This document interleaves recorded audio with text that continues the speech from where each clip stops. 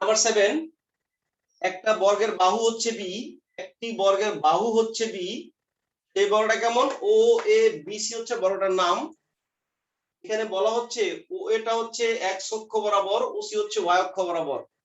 সেই বর্গের পরিবৃত্তের সমীকরণ নির্ণয় করো। পরিবৃত্ত, পরিবৃত্ত কেমন? পরিবৃত্ত হচ্ছে বৃত্তটার ভিতরে একটা বর্গ থাকবে, সেটাকে বলা হয় বর্গের পরিবৃত্ত। এই বৃত্ত বের করতে বলা হয়েছে, এটা হচ্ছে বর্গের পরিবৃত্ত। নিশ্চয় কথাটা বুঝতে পারছো?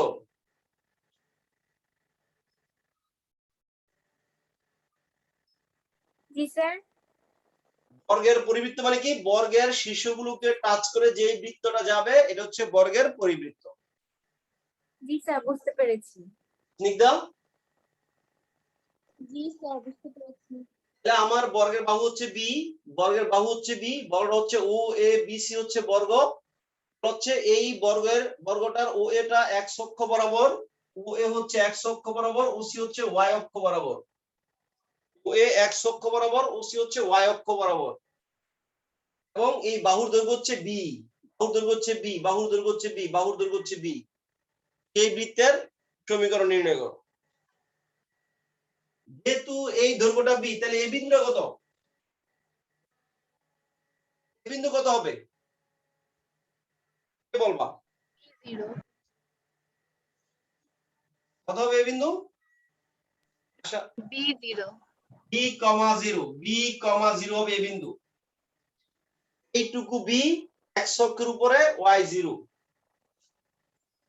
সি বিন্দু কত হবে? জিরো কমা বি হবে সি বিন্দু। Very good. বি বিন্দু কত হবে? যদিও বি লাগবে না, তাও লিখে দিই, সমস্যা নাই। বি কত? যেহেতু বর্গ অবশ্যই লম্বভাবে হয়েছে, বর্গ লম্বভাবে হয়েছে, বি হচ্ছে বি কমা বি।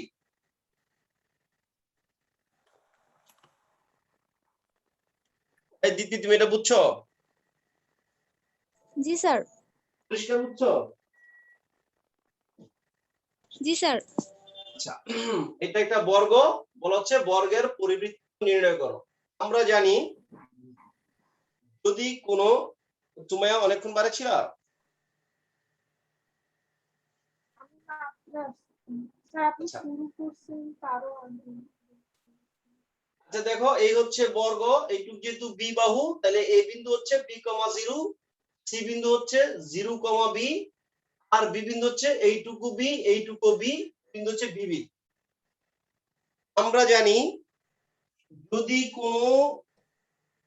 কোনো বৃত্ত, কোনো বর্গের পরিবৃত্ত হয়, কোনো বর্গের পরিবৃত্ত হয়, এই কর্ণের মধ্যবিন্দু হবে, কর্ণের মধ্যবিন্দু হবে বৃত্তের কেন্দ্র।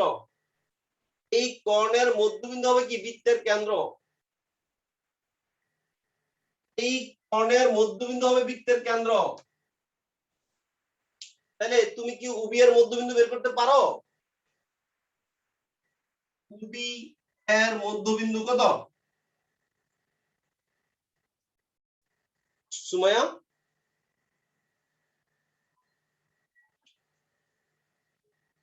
বি কমা বি মধ্যবিন্দু কত আসবে?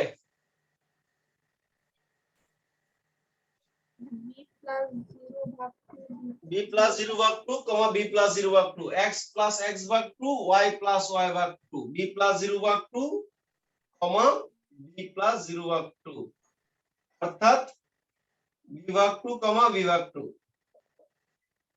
আমি কর্ণের মধ্যবিন্দু পেয়ে গেলাম, মানে বৃত্তের কেন্দ্র পেয়ে গেলাম। কর্ণের মধ্যবিন্দু পাইলাম মানে বৃত্তের কেন্দ্র পাইলাম। আচ্ছা, আমি ভিতর আসুন, ভিতর তো এভাবে যাবে তাই না? আমি একটু ডট ডট করে আঁকি, আমি ডাইরেক্ট পাস করে আঁকা যাবে না, কারণ এগুলা, এই তো বৃত্ত হয়ে গেছে। ভালোই কিন্তু হয়েছে, হ্যাঁ? একটু দাগ দিলে সুন্দর হয়ে যাবে, ঠিক আছে? সুন্দর বৃত্ত হয়ে যাবে। তার টানা দরকার নেই, হয়েছে, যথেষ্ট হয়েছে। ধরি বৃত্ত, বৃত্তটা কেমনে ধরবো? ধরি বৃত্ত, বৃত্ত কেমনে ধরবো? x square plus y square plus 2gx plus 2fy plus c equal to 0. X square plus y square plus 2gx plus 2fy plus c equal to 0. এক নম্বর কেন্দ্র হচ্ছে মাইনাস আচ্ছা জি স্যার, এখানে আমি x minus h whole square plus y minus k whole square ওই সূত্রটা apply করতে পারি না? পারতাম, তাহলে ব্যাসার্ধটা লাগতো, এই ব্যাসার্ধটা বের করে ফেলতাম আমি, তাহলে এটা তো ব্যাসার্ধ লাগবে, তাহলে আদর্শ সমীকরণের কথা বলতেছো তাই না? স্যার ব্যাসার্ধটা তো বের করা যাবে, মানে হ্যাঁ, মধ্যবিন্দু বের একই করে জিনিস আসবে তারপর তো আনিশা। ব্যাসার্ধটা বের করা যায়। এক্সিলেন্ট, এক্সিলেন্ট, জি তোমার স্যার। এক্সিলেন্ট এবং সব ঠিক আছে। মানে এটা চাইলে আমরা এটা দিয়েও করতে পারি, x minus h whole square plus y minus k whole square সমান r স্কয়ার। যেহেতু h এবং k কেন্দ্র চলে আসছে, x মাইনাস b ভাগ 2 whole square plus y minus b ভাগ 2 whole square equal to r square. আর কত? এইটুকু হচ্ছে আমার আর, তবে হয়ে যায়। আর আমি যদি মনে করি এটাকে আমি জিএফসি দিয়ে করব, মাইনাস জি সমান কত? বি ভাগ 2 মাইনাস এফ সমান কত? বি ভাগ 2 ভিত্তি, তাহলে জি এর মান কত আসে?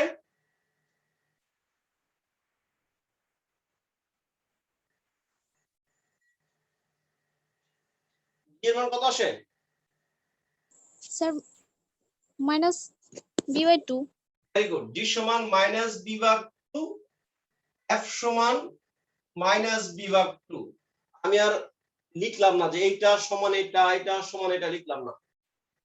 আর আমার বৃত্ত তো 0 0 দিয়েও তো যায়, 0 0 দিয়েও তো যায়, এই এ 0 দিয়েও যায়, বি বি দিয়েও যায়, 0 বি দিয়েও যায়। আমার মনে হয় আমি 0 0 দিয়ে পাস করে দেই, সি এর মান 0 চলে আসবে। 0 0 বিন্দুগামী, 0 0 বিন্দুগামী।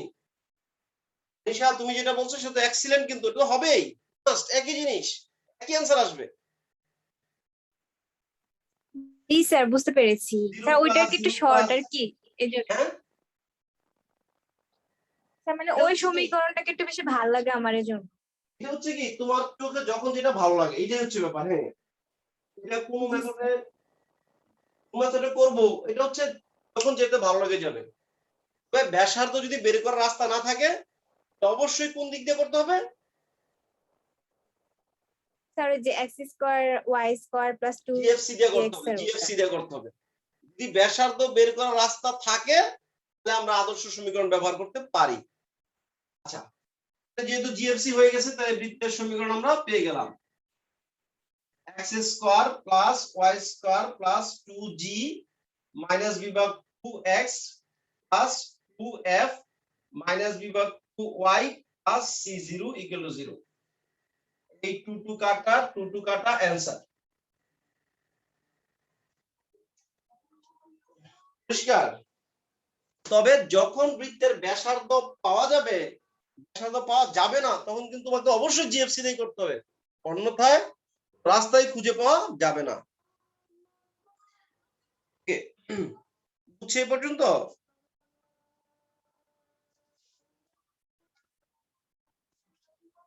দেখো 14 নাম্বার, 14 নাম্বার, আমরা কিন্তু মাঝখানের অঙ্কগুলো কিন্তু করে ফেলছি, আমরা কিন্তু মাঝে মাঝের অঙ্কগুলো কিন্তু সব করে ফেলছি। এখন কিন্তু আমি গ্যাপ ফিল আপ করতেছি, আমি শুধু গ্যাপটা ফিল আপ করবো আজকে।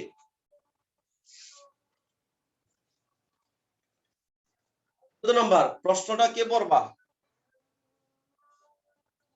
আশা করো তো প্রশ্নটা নাম্বার 14। কত নাম্বার? 14 তো দুইটা আছে, কোনটা? তো দুইটা তোমাদের বইয়ে, 4√2 বাহু জি বিশিষ্ট স্যার, এটা। 1 2 দুইটা আছে। হ্যাঁ, আবার আরেকটা আছে 6√2 বাহু বিশিষ্ট, মানে আচ্ছা আচ্ছা, সেমি মাদ বা 4√2 টাই পড়ো, আমার একটু কাছে চেঞ্জ। 6√2 টা নাই, আমার এক বইটা 1 বছর পুরানো। বলো বলো 14 স্যার বলো। আমি পড়বো। পড়ো অনিশা, পড়ো। স্যার 4√2 বাহু বিশিষ্ট বর্গের একটি শীর্ষ মূল বিন্দুতে এবং এর বিপরীত শীর্ষটি এক্স অক্ষের উপর অবস্থিত। ওই বর্গের কর্ণকে ব্যাস ধরে অঙ্কিত বৃত্তের সমীকরণ নির্ণয় করো। একটা বৃত্তের একটা কর্ণের দৈর্ঘ্য হচ্ছে 4√2, একটা কর্ণের দৈর্ঘ্য হচ্ছে 4√2। এগুলো চিত্র আঁকা বাধ্যতামূলক। আমি আজকে যা করবো সবগুলো চিত্র ছাড়া বোঝা যাবে না, এরকম করতেছি আমি আজকে। একটা বৃত্তের কর্ণ হচ্ছে 4√2, একটা কৌণিক বিন্দু x অক্ষের উপর, বিপরীত কৌণিক বিন্দুটাও x অক্ষের উপর। অর্থাৎ বর্গটা এমন,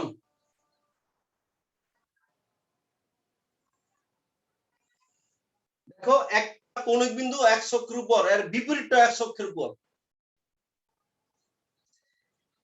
বলছে একটা কৌণিক বিন্দু মূল বিন্দুতে এবং এর বিপরীত শীর্ষটা x অক্ষের উপর। তুমি যদি এভাবে সহজ সরল ভাবে চিন্তা করো, স্যার আমি এত সহজ সরল মানুষ, এত জটিল করে চিন্তা করব না, দেখো একটা কৌণিক বিন্দু x অক্ষের উপর, এর বিপরীত শীর্ষ কিন্তু x অক্ষের উপর না। একটা কৌণিক বিন্দু x অক্ষের উপর, আর বিপরীতটা কিন্তু x অক্ষের উপরে না। অর্থাৎ তোমার বলটা এমন না, এটা এরকম করে একটু বাঁকা হয়ে যাবে, ঘুড়ির মতো হবে। তাহা ঠিক আছে?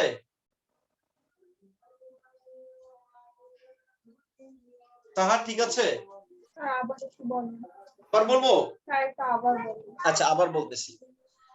ফার্স্টে বলছে এর একটা শীর্ষ, এই বর্গটার একটা শীর্ষ মূল বিন্দুতে এবং এর বিপরীত শীর্ষটা x অক্ষের উপর। একটা শীর্ষ মূল বিন্দুতে আর বিপরীত শীর্ষ x অক্ষের উপর, যার কারণে বর্গটা এরকম বাঁকা হয়ে গেছে, কারণ এটা হচ্ছে বর্গের কর্ণ, এটা হচ্ছে বর্গের কর্ণ। বুঝা গেছে কিনা বলো আমাকে?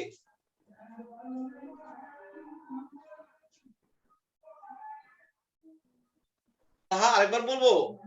একটা শীর্ষ আরেক অক্ষের সাথে সম্পৃক্ত মানে সংযোগের রেখাটা হচ্ছে কর্ণবর্গ। একটা বলছে বিন্দু আরেক অক্ষের উপর যে বিন্দু, বর্গের একটা শীর্ষ মূল বিন্দুতে, একটা শীর্ষ মূল বিন্দুতে এবং এর বিপরীত শীর্ষটা x অক্ষের উপর। x অক্ষের উপর। অর্থাৎ আমার বর্গটা এরকম বাংলা বর্গ না, কর্ণ। এরকম বাংলা বর্গ না আমাদেরটা।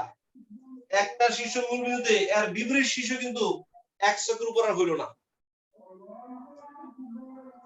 সাহা বলো। জি স্যার, বুঝতে পারছি। বুঝতে পারছি? প্রশ্ন কি ছিল আমরা আবার বলতেছি।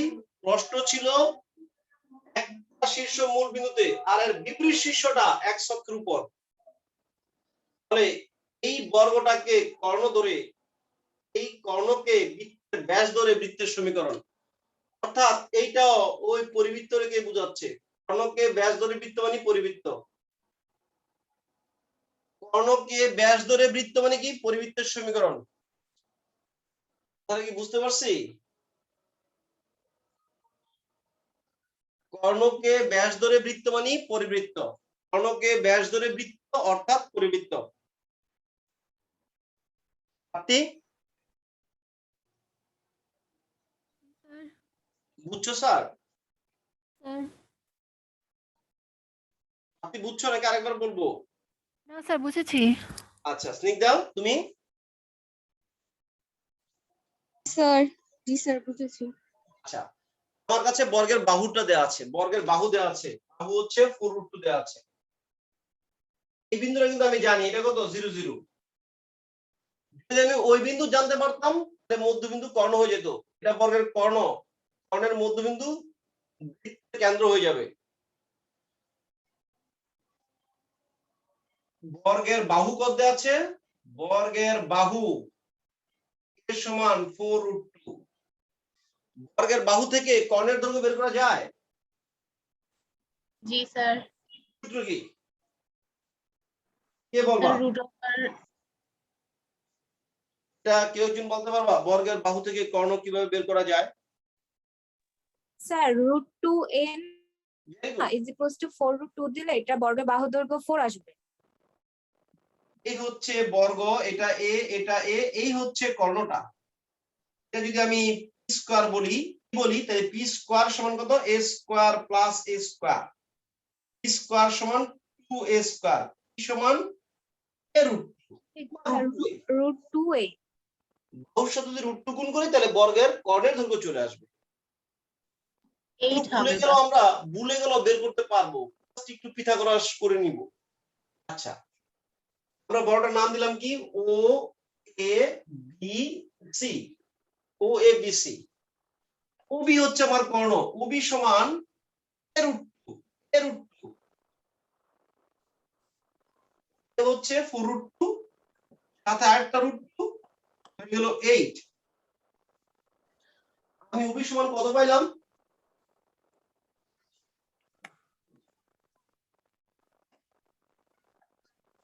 আমি ওবি সমান কত পাইলাম? 8 পাইলাম। দীপ্তি, বি বিন্দুরা কত? দীপ্তি বলো তো, তাহলে বি বিন্দুরা কত হবে? সুতরাং বি বিন্দুরা কত?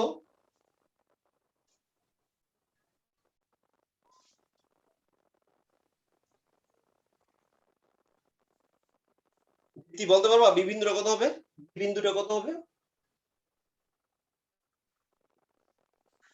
স্যার 4 4 2 0। তাহলে বি কত আসবে? বি 8 আচ্ছা, তো 8, তাহলে এই বিন্দু কত? সরি সরি, তো এই এটা তো হচ্ছে ইয়াটা দাও, কর্ণের দৈর্ঘ্যটা দাও। তাহলে আমাদের বি চলে আসবে কত? 8,0 চলে আসবে 8,0। তাহলে কেন্দ্র কত আসবে? কেন্দ্র আমার কত চলে আসবে? ওবি এর মধ্যবিন্দু কত চলে আসবে? 4,0 চলে আসবে।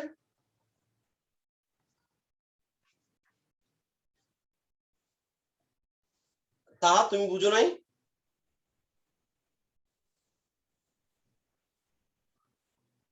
দীপ্তি তুমি আচ্ছা, বুঝছো? বুঝতেছি। দীপ্তি বুঝছো? জি স্যার, বুঝেছি। প্রাপ্তি, জি স্যার বুঝেছি। আমি কি কর্ণের দৈর্ঘ্য বের করা বুঝতে পারছি? এই কর্ণের দৈর্ঘ্যটা, এই কর্ণের দৈর্ঘ্য হচ্ছে 8, তাহলে আমি বি বিন্দু পেয়ে গেলাম।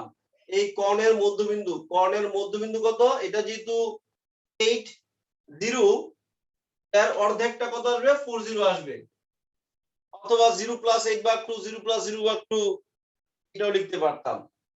এটা হচ্ছে 80। এই 80 অর্ধেক হচ্ছে 40। এই 40 হচ্ছে আমার বর্গের বৃত্তের কেন্দ্র। বৃত্তের কেন্দ্র কত? 40। ব্যাসার্ধ কত? এখানে তো ব্যাসার্ধ দেখা যাচ্ছে, চোখে দেখা যাচ্ছে, কি বলবো ব্যাসার্ধটা? 4। Very good. এখানে ব্যাসার্ধটা দেখা 4। যাচ্ছে। এখান থেকে এই পর্যন্ত দূরত্বটা ব্যাসার্ধ, এটা আমার দেখা যাচ্ছে। আমি যদি লেখার দরকার নাই, তাও লিখে দিলাম। এখানে ব্যাসার্ধটা দেখা যাচ্ছে। সুতরাং এবার আনিশার মতোই করি। কেন্দ্র হচ্ছে 40, ব্যাসার্ধ হচ্ছে 4। বৃত্ত কত আসবে? বৃত্তের সমীকরণ স্টাইল দুইটা। বৃত্তের সমীকরণ স্টাইল করা দুইটা। এই দুইটা সমীকরণের মধ্যে আমরা কখন কোনটা ব্যবহার করি? আনিশা, কখন কোনটা ব্যবহার করি? স্যার যেহেতু ব্যাসার্ধটা দাও, মানে আমাদের কাছে আছে, সো হচ্ছে কেন্দ্রটাও আছে, সো আমরা x - h হোল স্কয়ার ওটা করতে পারি। যখন ব্যাসার্ধ দেয়া থাকে, ব্যাসার্ধ রিলেটেড কিছু বেশি থাকে, তখন আমরা x - h whole square plus y - k whole square সমান r স্কয়ার, মানে ব্যাসার্ধের সমীকরণটা ব্যবহার করি। আর যদি ব্যাসার্ধটা দেয়া না থাকে, তাহলে আমরা জিএফসি দিয়ে করি, x square plus y square plus 2gx plus 12y plus c = 0।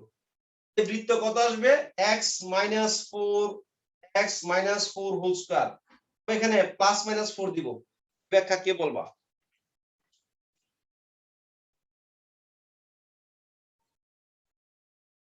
x - 4 whole square plus y - 0 whole square equal to বৃত্তের ব্যাসার্ধ কত? ব্যাসার্ধ লিখে দিচ্ছি, ব্যাসার্ধ সমান 4 স্কয়ার। এই +-4 এর ব্যাখ্যা কে দিবা? স্যার ওই যে এক্স অক্ষের উপরেও 4 আছে, নিচের দিকেও 4 আছে, তার +4 -4 দিতে নিচ্ছে। আনিশার জন্য একটা বেতের বাড়ি রেডি করো। স্যার আমার জন্য, হ্যাঁ, স্যার আমি কি করছি? তুমি সাহার জন্য একটা বেতের বাড়ি রেডি করো। সাহার জন্য, সরি সাহার জন্য একটা বেতের বাড়ি রেডি করো। স্যার এটা x অক্ষের ঋণাত্মক দিকে হতে পারতো, এজন্য রাইট, এরকম একটা বৃত্ত না এদিকেও হতে পারতো, ঠিক আছে, একটা বৃত্ত এদিকেও হতে পারতো। স্যার x অক্ষের উপর অবস্থান বলছে, ওরা আইডেন্টিফাই করে দেয় না রাইট, ওরা পজিটিভ x অক্ষ বলে দেয় নাই। অর্থাৎ কেন্দ্র -40 হতে পারত।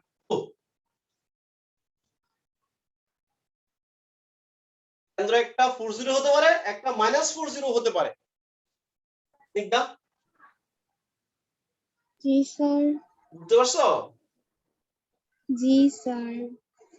যে বর্গটা পজিটিভ এক্স অক্ষের দিকে থাকতে পারে, বর্গের কোণটা নেগেটিভ এক্স অক্ষের দিকে থাকতে পারে, সেই ক্ষেত্রে কেন্দ্র একটার জন্য আসবে 40, আরেকটার জন্য আসবে -40। অর্থাৎ আমরা এখানে চাইলে কেন্দ্রটা +-40 লিখে ফেলতে পারি। তার কারণে x মাইনাস h হচ্ছে 4, প্লাসের জন্য মাইনাস, মাইনাসের জন্য যাবে plus, whole square plus y square, হয়ে গেছে। এটাকে আমরা যদি একটু সাজায় গুছায় দেই, x square minus plus minus 8x plus 16 plus y square equal two 16, এই 16 16 কাটা, x square plus y square plus minus 8x equal to 0।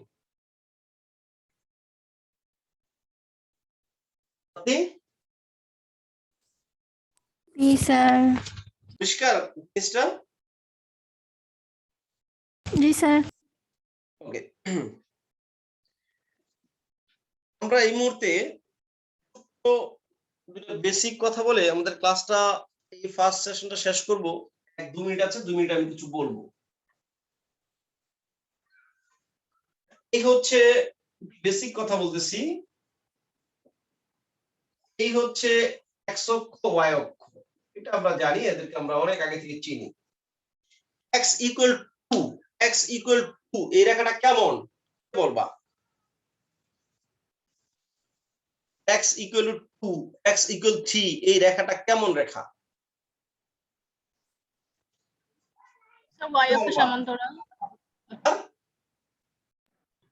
y অক্ষের সমান্তরাল। Very good. x equal to রেখাটা হচ্ছে x এর থেকে 1 ঘর 2 ঘর, মূল বিন্দু থেকে 2 ঘর দূরে, এই হচ্ছে x ইকুয়াল টু রেখা। এটা হচ্ছে x equal to Rekha, x এর উপর লম্ব। x equal to -3, x equal -3 কেমন রেখা? x এর ঋণাত্মক দিকে 3 ঘর দূরে দিয়ে, এই হচ্ছে x ইকুয়াল টু -3 রেখাটা। y ইকুয়াল টু 3 রেখাটা কেমন? y এর উপর দিয়ে যাবে, 1 2 3 এর উপরে y এর উপর দিয়ে যাবে, এই হচ্ছে y ইকুয়াল টু 3 রেখাটা। x ইকুয়াল টু 0 এই রেখাটা কে তুমি চিনো? x ইকুয়াল টু 0 কে চিনো কে? স্যার অক্ষরেখা। x ইকুয়াল টু 0 অক্ষরেখা তো দুইজন আছে, একটা x অক্ষ আছে, একটা y অক্ষ আছে। x ইকুয়াল টু 0 মানে হচ্ছে y অক্ষটা হচ্ছে x ইকুয়াল টু 0, y অক্ষটা হচ্ছে x ইকুয়াল টু 0। লাইনটা কাটো, এটা আসো।